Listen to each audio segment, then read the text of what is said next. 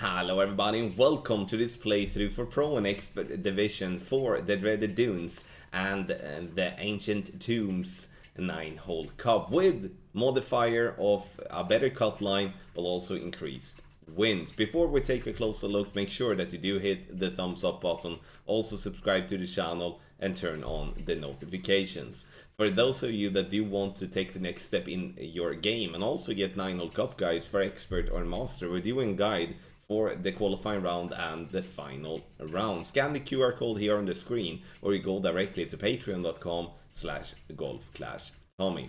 Follow the info box on the right hand side to get the club distance adjustment, elevation adjustment, also what ball and club type I suggest you to play with. Have in mind that those are all suggestions and you don't have to follow it if you don't want to, but there is always a plan behind it. So let's go to hole number 1.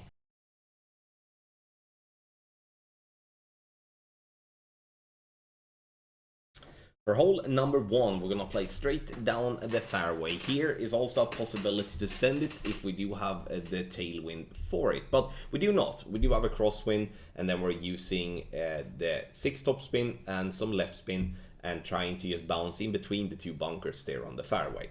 Maximum distance plus 10 for the adjustment, and once we have adjusted, we are going to, if we do pull into overpower, we should be using whatever overpower we adjust into. You can obviously decide to go max overpower here as well and push it even further, but that's going to make you have a much shakier needle.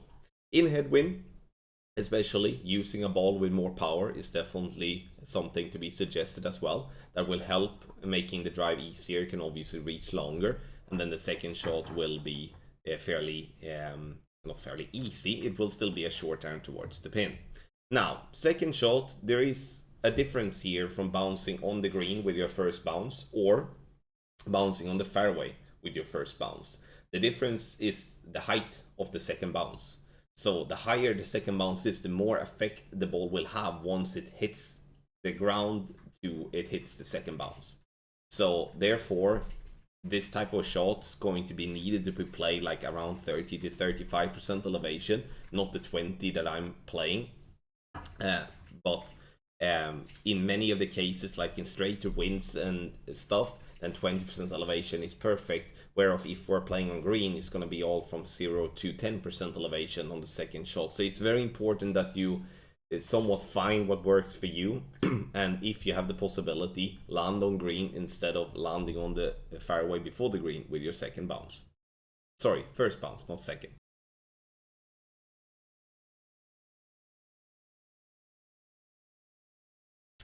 Hole number 2. Here I'm going aggressive. I'm going for a rough bump. And the reason I'm going for a rough bump is that I do believe that is consistently the best way of attacking the pin for an hole-in-one. So what I'm doing is that I'm using the inner ring, the green ring, to be by the sand with the ball guideline through the hole. Then I'm setting the spins to have the ball guideline left side of the hole. Adjustment here in this particular wind angle is minimum distance with minus 10% elevation. And obviously when it comes to rough bumps like this, making bad execution errors or hitting bad grades will obviously be danger. And that's why whenever I'm suggesting shots like this, I'm always suggesting to play a different shot as well if you do feel uncomfortable with this type of play. You can always bounce on the fairways before the rough on the left. You can always do that by using the pad on the right as well. I mean, there's different ways of doing so. I'm not saying the rough bump is going to be in every time, but with a perfect ball you will always be super close, if not getting it to drop.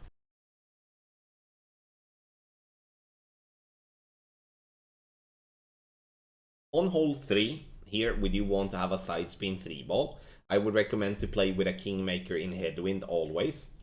But when it comes to tailwind, you can go with a katana if you like, because the katana has this 3 side spin, and on the second shot, as we're not playing with much elevation, it's going to give us still a very good chance for a drop. Max plus 10 with adjustment, 3 right spin and some top spin. We're not looking to get too far here, and that I think is a very important lesson for those of you that do not recognize this hole before or just don't know how to play this hole. We do want to be positioned before the bunker, more on the right side of the fairway, because what we're gonna do is that we're gonna use the rough bump that is here. And the reason we're going to do that is because there's a massive funnel. And funnels in Golf Clash is heaven. Because if we are moving left and right here with our ball guideline, you can see here that the ball guideline is somewhat stuck. And means that we do have, yeah, a decent amount of room for error when it comes to a shot like this. So I'm using spins here to have the ball guideline in the way I want, which is fairly straight. I like that type of way more, especially with wind coming right to left, compared to if I would be having a more curved ball guideline. And that is due to the tailwind mainly. No elevation and true club distance. We are hitting the rough. We are going into the funnel. The ball looks like it's going to stop short, but it's not. Rolls down the green and dropping a dead center for a lovely albatross here in hole number 3.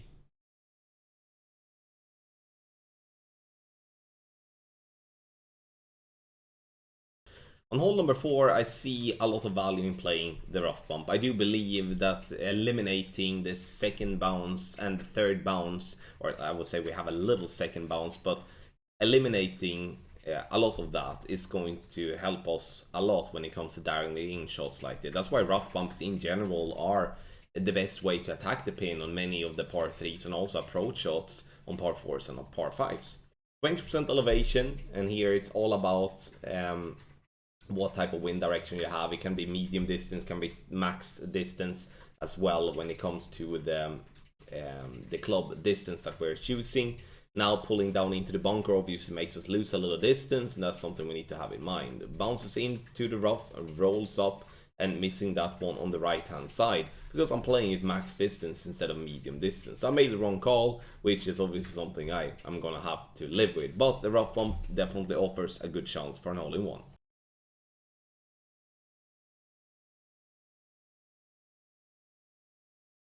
On hole number 5, I want to highlight a send it, because obviously if we do have a tailwind, we're gonna send it.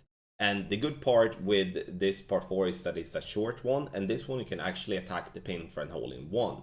But as I will say here, as I will be saying on hole 8 as well, is that make sure to not push it too hard, because it's not worth rolling over the green and to roll into the rough in the back. Because that would just create a scenario where, alright, you pushed it and you got into the rough and then it's tougher to hit perfect, obviously. It's better then to play a controlled way where the most likely outcome is that you do get short. But in the best of all the scenarios, you do get that little glitch roll that will roll you onto the green and you have a look for the hole-in-one. Then that is exactly what I'm doing here now. You can see I'm short of the hole, super short wedge, which will allow me to lock in the eagle easily. I'm counteracting the risk of getting a glitch roll, which in this case would give us a look for the hole-in-one, but it will never roll into rough on the back. Maximum distance, no elevation. I'm pushing up to max and using topspin to I'm using topspin depending on wind strength to give myself the drive distance I want.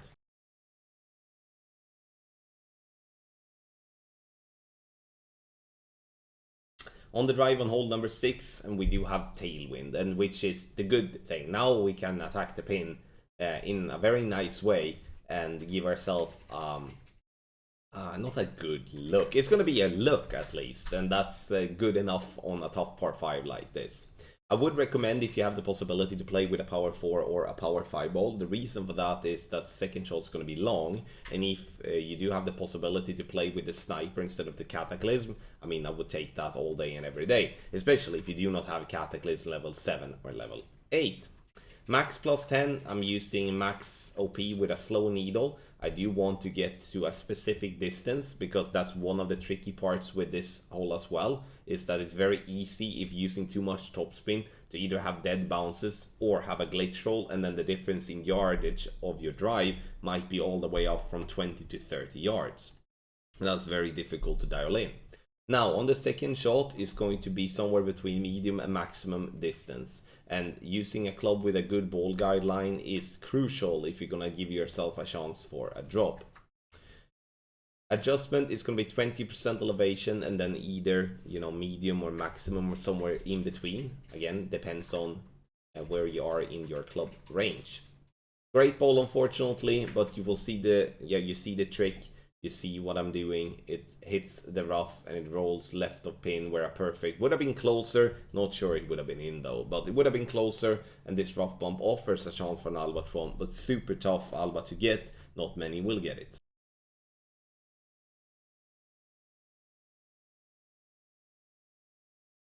Hole number 7 is an interesting par 3, as it offers different ways of attacking the pin. You can play rough bump, you can play a bounce up, and honestly, it doesn't have to be better with a rough bump than a bounce up or vice versa, because of the fact that we do have a lot of sticky spots around the green.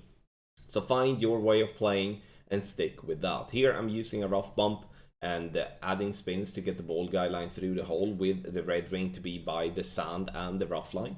Adjust medium distance plus 10, which is 1 to 1. I'm also using a slight 12 of 1, and the reason I want to highlight that is because I'm adjusting up to a higher precision, and therefore I'm going to gain more distance. So to compensate for that, I'm using a slight 12 of 1 to pull myself a little further back when I'm pulling my rings. Getting it to drop nicely for a hole-in-one here. This par 3 is not easy, or let's say like this, it can be easy. If you find in the correct spot, then it could be money one. But if you're finding the wrong spot, this could be actually kind of hard.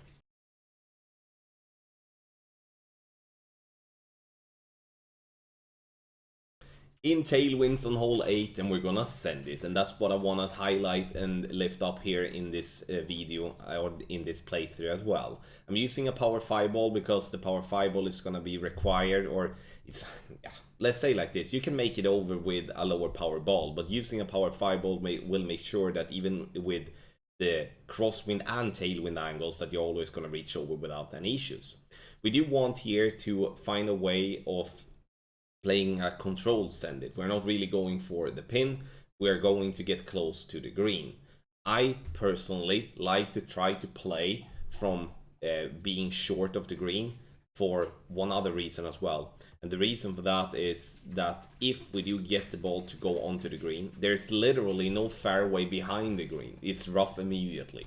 So if we are pushing too hard and getting ourselves to be past the green, you can see how quickly the rough comes, then we might roll into the rough immediately, and that's not something we want to do. Then it's better to control it, be a little bit shorter, have a short wedge, and lock in the eagle. If we do have a headwind of tee or a crosswind, you have to lay up, but then it's just a standard layup. You bounce up and then you play a short iron or a long iron to pin.